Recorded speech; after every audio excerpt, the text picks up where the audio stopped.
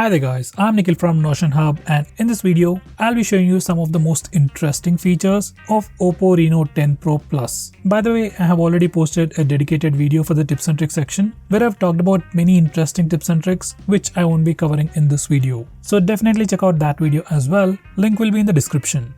With that said, the most highlighting feature about this phone is definitely its display. This phone comes with an amazing looking 6.74-inch AMOLED display with Full HD Plus resolution, 120Hz screen refresh rate with HDR10+ support, and a peak brightness of 1400 nits. This is one of the best displays in this price segment, and it looks great. It's great for watching movies, videos, and playing games as well.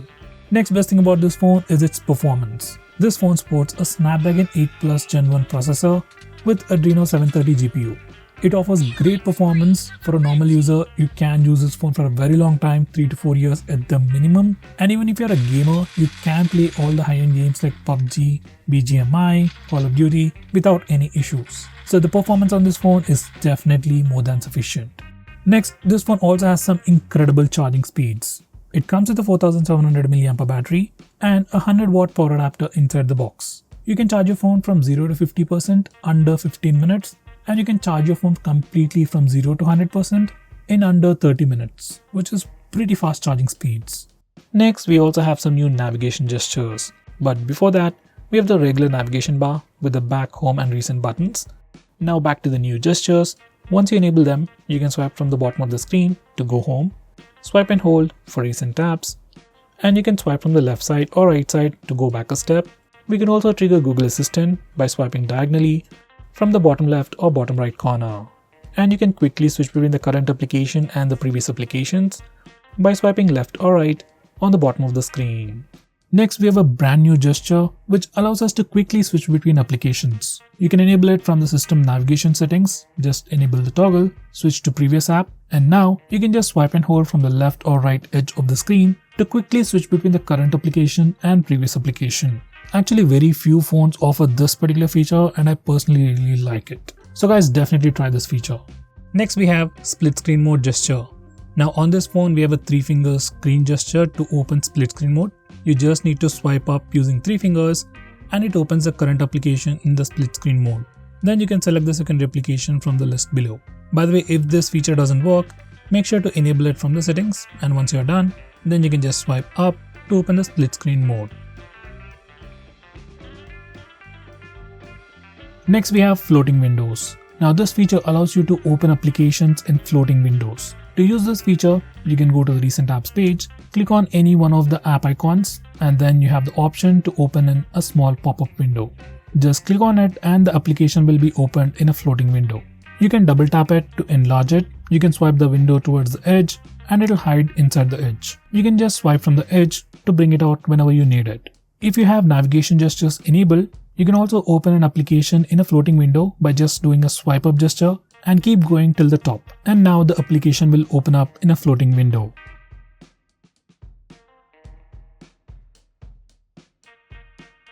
Next, we have assistive ball. Now once you enable this feature, you get an assistive ball on the screen, which is just a floating button kind of a thing. And you get to have 2 options. You have gesture options and you have tap menu. In tap menu, you can just tap on the ball to access different functions. In gesture options, you can double tap the ball or do a long tap on the ball to perform different actions. We can configure all that from settings.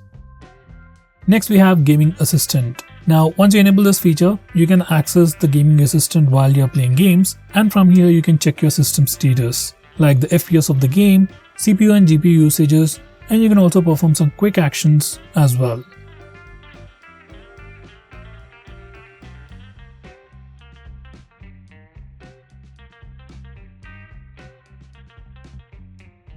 Next, we have some pretty cool gestures. First, we have raise to wake. Now once you enable this feature, you can just raise your phone from a flat surface and the screen lights up. If you are using face unlock feature, your screen lights up and takes you to the lock screen. If you are using face unlock feature, your phone can automatically unlock the phone as well, which can be pretty handy. Here's a preview once again.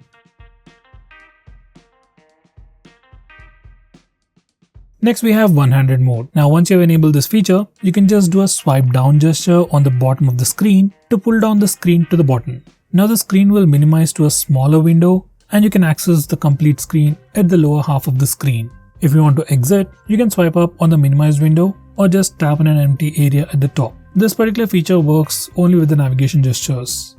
Next, we have App Locker built into the phone. If you have any applications that hold sensitive information like net banking applications or payment-based apps like Paytm, Google Pay or PhonePe, you can lock all those applications using this feature. It's a nice feature but has very limited options. If you're an advanced user, I'll suggest you to use a third-party application.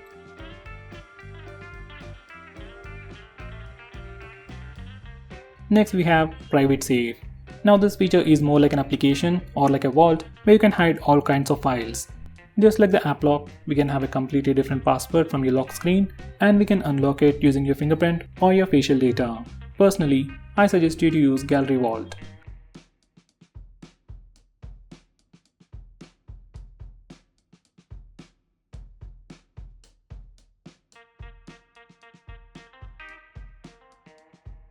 Next, we have App Cloner. Using this feature, we can create duplicate versions of a supported application. Basically, using this feature, you can use 2 Facebook accounts, 2 Instagram accounts, or 2 WhatsApp accounts on the same phone. It's a very good feature, but it's only supported for few applications.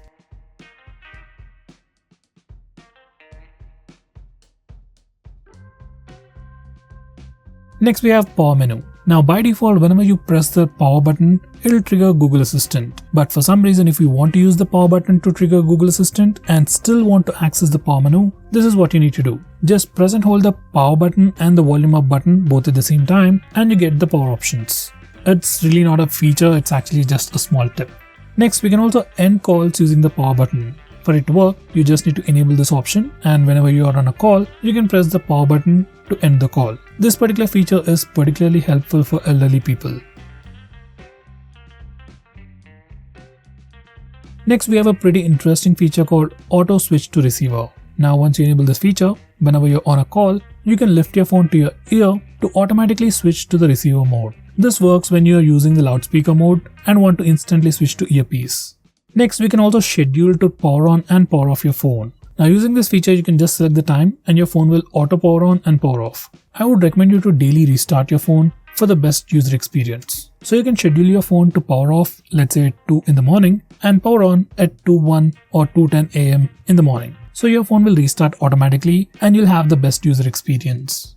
Next, we have some screen off gestures. First one would be double tap to wake. Now once you enable this feature, as the name suggests, you can just double tap the screen to wake it up. If you're already using face unlock feature on this phone, you can just double tap the screen to wake it up, then your front camera will see your face and then it will immediately unlock the phone. Overall, it gives you a very immersive experience. Next, we have flip to mute. Now once you enable this feature, you can just flip your phone to mute an incoming call. Next, we have some quick launch shortcuts for the fingerprint scanner. Once you enable this feature, in the lock screen, you can touch and hold the fingerprint scanner. Even after the phone unlocks, just keep holding it and you will see some quick shortcuts. Now you can swipe your finger left or right to switch between these applications and release the finger to open that particular application. You can also swipe down to close the application. Now from these settings, you can save your quick shortcuts. Next, we have reading mode. Now reading mode on this phone is pretty unique. Once you enable this feature, your phone will automatically adjust the screen color temperature and make the display much more comfortable to read. You can either turn it on manually or schedule it to automatically turn on.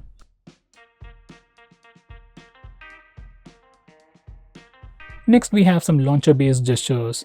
If you are using the stock launcher, you have some cool gestures and you can tweak them from the launcher settings. On your home screen, you can do a swipe down gesture to pull down the notification bar. You can double tap in an empty area to put the phone to sleep. And finally, you can do a swipe up gesture to open the app drawer.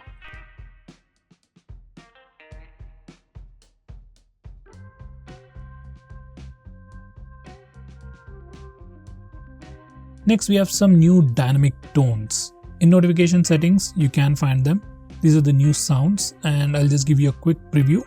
We have new stuff like music box, electronics and more.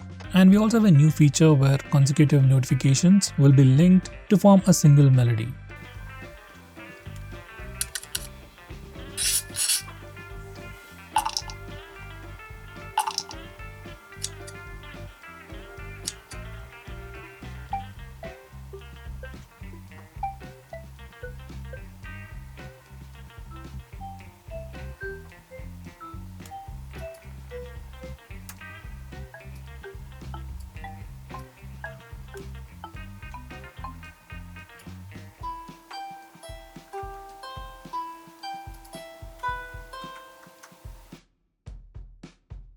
Next we have Kid Space.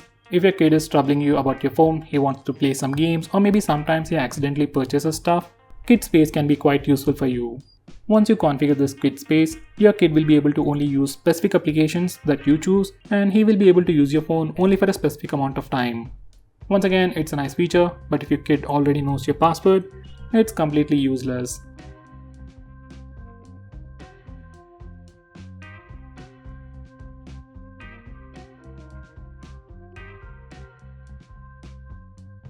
Next we have Simple Mode.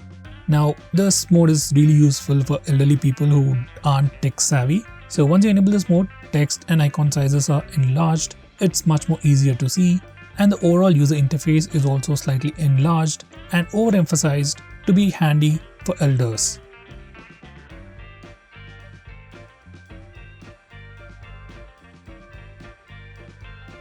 So guys, these are all the best features. If I missed out on anything important, do let me know by commenting below this video.